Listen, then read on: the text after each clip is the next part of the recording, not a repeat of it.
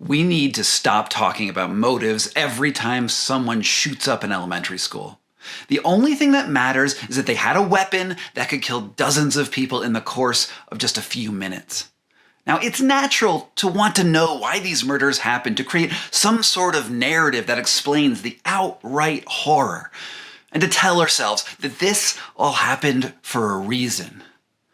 Over the years, we've seen mass shooters make all sorts of claims before they embarked on their sprees.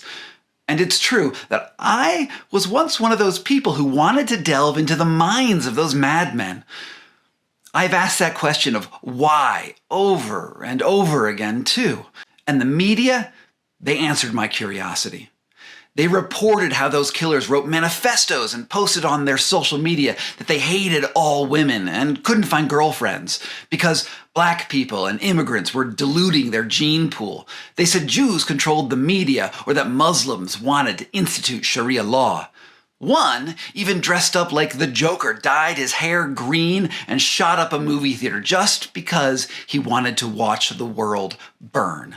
And to all of this, I say, who fucking cares? The fact is that whatever was going on in their broken brains doesn't matter. It doesn't bring the dead back to life. The only thing that matters is that they were able to acquire a devastating weapon, ammunition, and had the capability to kill indiscriminately.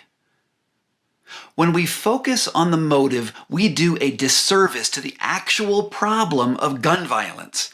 We place the onus only on the shooter, not on the tools they used, not on the system. And gun violence is a systemic problem, not an individual one. In 1964, the media theorist Marshall McLuhan coined the phrase, "the medium is the message," that I think is pertinent to all of the deaths that we've seen in America in the last few decades.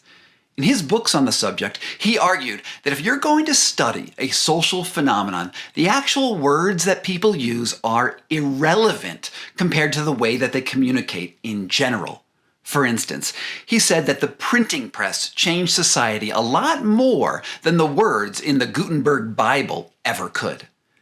He'd argue that watching TV changed the fabric of human interaction much, much more than the scripts for Game of Thrones or Squid Games did. It was the fact that people were reading and that they were sitting in front of their TVs and not talking to each other in the same way anymore that altered the world. And the same goes for any other sort of communication, including gun violence. Forget what the shooter was thinking or writing or posting on social media about. It doesn't matter what sort of unhinged rage he was trying to make the world think about. He had a gun and he used it. That's all that matters. As of May 26th, we have had 27 school shootings just in 2022. Fixating on motives is intellectually bankrupt when 44,000 people die every year by gun violence in America. 19,000 of those are murders. The rest are suicides. No mental health system is going to be able to peek into every one of those individual minds with intensive therapy and put every trigger puller back on the right course. That's not only inefficient, it's disingenuous. But take away their guns, and they will have to work a little bit harder to kill themselves or someone else. If you don't believe me and want to say that killers will find another way to commit murder, I have two things to say to you. That position is nihilism. It's just saying that the world can't get any better no matter what we do. And second, there actually is data to show that this works. In the 1970s, thousands of people were killing themselves in England every year by sticking their heads into ovens and turning on the gas. At the time, the gas supply was about 20% carbon monoxide, and just about anyone could take their own life at the drop of a hat by just sticking their heads in the ovens and ramping up that gas. When England responded to the problem by switching to a safer mixture of gas, the suicide rate plummeted. Estimates said that making it just a tiny bit harder to kill yourself saved an estimated 8,000 lives over a 10-year period. It didn't take a massive mental health campaign. The only thing that mattered was the capability of taking your own life. The medium was the message. Despite this, the NRA likes to tote out the line, guns don't kill people, people kill people. That's another completely bankrupt statement. Our murder rate in America is 3 times higher than England, New Zealand, and Australia. The only real difference is because those countries don't have easy access to guns. So when their argument fails to persuade, the NRA will resort back to nihilism and say that we will never be able to get guns off the streets in America and that criminals will always find a way to get them. They will say the only answer to mass shootings is to be sure that a good guy with a gun is faster on the trigger than the bad guy. This is like saying the only way to put out a fire is by smothering it with gasoline. And it's also just straight wrong.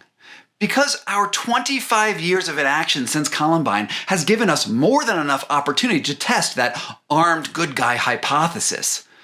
But let's just look at 2 instances in the last 2 weeks. In Buffalo, a security guard with a pistol shot and hit the gunman. But the bullet hit that gunman's bulletproof vest. Then the gunman killed the good guy and 9 other people. In Uvalde, the shooter traded fire with security officials outside the school's door and then still made it inside uninjured. After that, the cops cordoned off the area and refused to enter the building for 40 minutes as the gunman shot one child after another. Parents who had gathered outside screamed at the police to do something. When the cops didn't make a move, amid the sounds of the executioner's weapon going off every few seconds, the parents tried to storm the school themselves. But instead of helping out, the cops forced those parents to the ground and zip-tied their hands behind their backs, quote, for their own protection. I can only imagine the horror of those parents as their faces were pressed against the asphalt as the gunmen killed their little boys and girls. Eventually, it was Border Patrol who managed to kill the shooter after every single child in that room was already dead. And the cops all had guns. In these situations, the good guys are usually outgunned and under-equipped.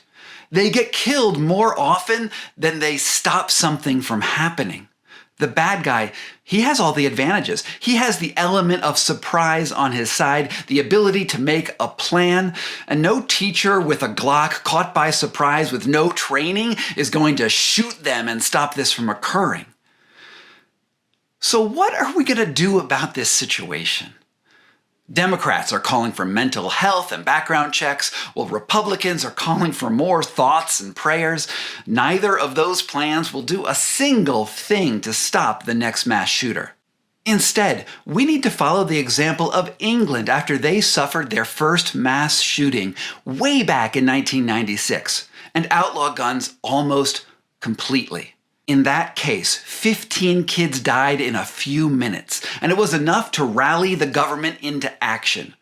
In the course of a year, English citizens turned in 160,000 pistols. Now, in England, if you want to own a gun, there is a way to do it, but you need to go through rigorous training, background checks, and licensing that can take years to complete.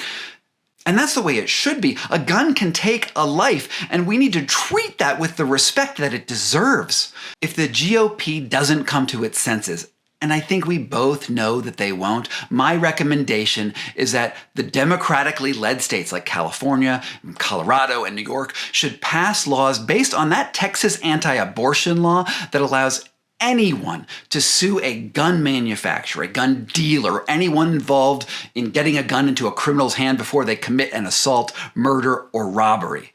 This will directly address the people who are providing the means to kill school children across America. It's a rational step to stop the gun violence in a country where at least half of our political leadership would rather sacrifice the lives of children than do anything to tackle the problem head on. Remember, the medium is the message. Forget whatever motive the shooters say they have. Fix the gun issue. And do it now. Write to your senators. Go out there. Go on Twitter. Go on social media. Do whatever you can to get the word out that we need to do something. And I know a lot of you people are already doing it, but we have to make our voices louder here. And I really, really hope that we can do something together. Help spread this message.